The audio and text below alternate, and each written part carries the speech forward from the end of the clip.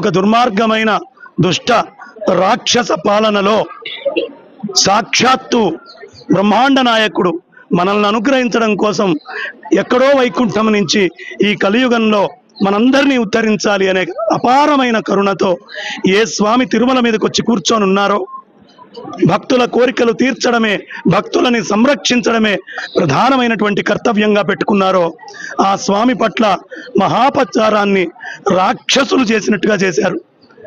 ఆయన తినేటటువంటి లడ్డు, ఆయనకు పెట్టే పొంగలి, ఆయనకు వేసే దోశ, ఆయన దగ్గర పెట్టే జిలేబీ, ఆయనకి ఉండే ప్రతి నివేదన చేసే ప్రతి పదార్థంలోనూ జంతువుల కొవ్వుతో కూడినటువంటి కల్తీ అయినటువంటి ఏ పరమ దుర్మార్గులు కూడా ఇప్పటిదాకా ఆచరించినటువంటిది ఆ కార్యక్రమాన్ని, ఆ అపచారాన్ని తిరుమలలో స్వామి దగ్గర చేశారు. వింటుంటే కడుపు తరుక్కుపోతుంది, నోట్లోంచి మాట రాదు, స్వరం గద్గదమవుతుంది. ఏమిటి దౌర్భాగ్యం?